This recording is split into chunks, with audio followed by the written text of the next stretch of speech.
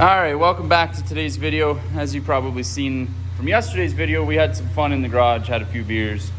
You can't really tell though, because the damage report, I mean, that's a slight stain in the asphalt.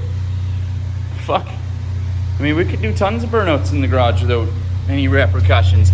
That's a tiny little spot there that you really can't tell anymore. I'll get the wire brush out if we're really feeling picky, but anyway, today's episode is doing an oil change. What do you think of my lifting system? RSs don't come with a jack, right? So we're gonna drive up on these ramps that I made. It's not sketchy at all. So just getting up to temperature here, and then we'll drive up here. I'm gonna set the phone up here. The car's up to temperature now, so that's kind of where I want it to be. Set the phone up against a water bottle. Make sure my angle looks... Hopefully my phone didn't break. No, we're good. Anyway, we'll set up the angle here. See what we're playing with. Yeah, that don't look too bad.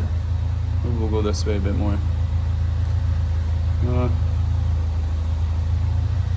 Okay, well, let's drive up. Wish me luck.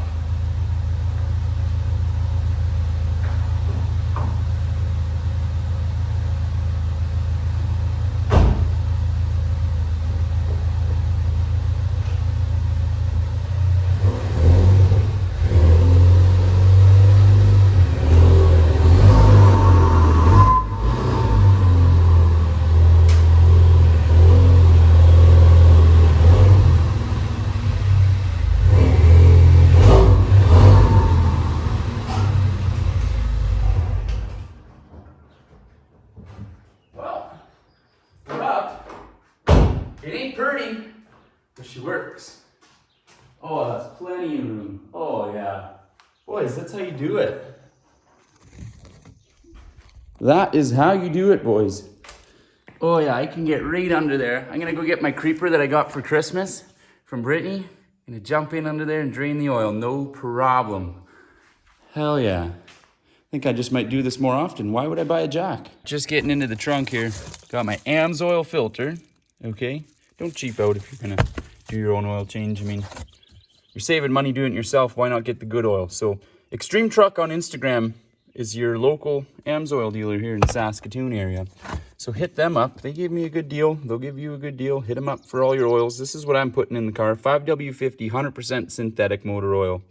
It takes 5.7 quarts. So I've got 6. So it means I'll have a little extra. Not like this thing burns any oil, but anyway, walking around the front here, you can see my sketchy setup worked out mint. Absolutely nothing to complain about, right? She's working. I've got my Christmas gift here. Now, it's Father's Day today, and I still haven't opened my Christmas gift. So, how am I to prove that I didn't get this for Father's Day and I'm not a father? I guess that's up to you viewers to decide. I'm not a father. Would you look at that? She's steaming out the top there when I pulled the cap off. Anyone know why? Fuck, maybe a little bit of moisture in my oil, I don't know. Yeah, she's steaming. I did get her nice and warm, so anyway, I gotta unpackage this thing.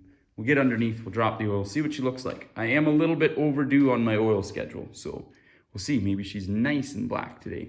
After some quick assembly, we are now in business, ready to go underneath. Let's see what we can find under there. Well, ooh, she's close. Look at that. Oh yeah, nice and close. Boom, we're underneath. That's my drain plug. Oil filter's right there. Pretty straightforward. Looks like we had a little bit of a leak off that oil filter. The last person doing an oil change on this was Brittany, so I'm gonna give her some shit. Just kidding. It's all good. No damage done. Anyway, what is that? An aftermarket brace bar? No, that's from Ford. Anyway, let's get this out. You can tell I drive this thing on grid roads.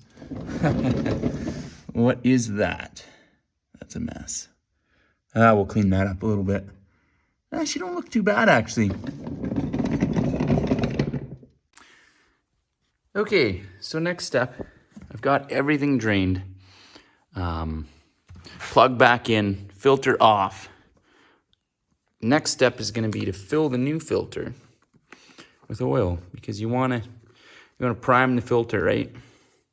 So, got my AMS oil. Dump her inside just a little bit till she's full.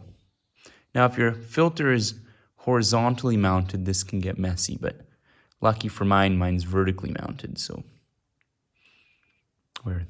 by that I mean it goes up and down like this, not on the side onto the engine, right?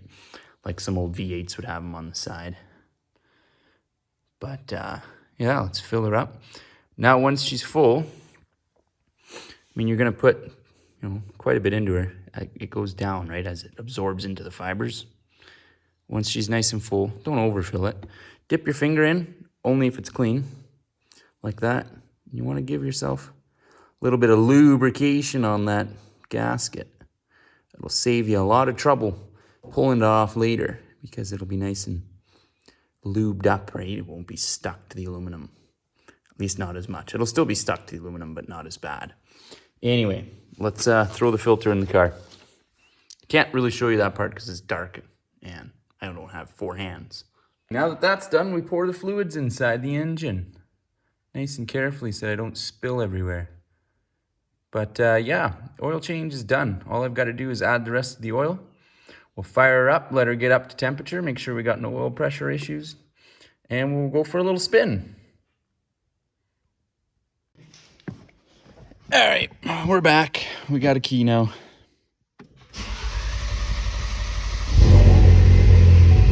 So it hesitated there for a bit because I reflashed the ECU while the oil was out.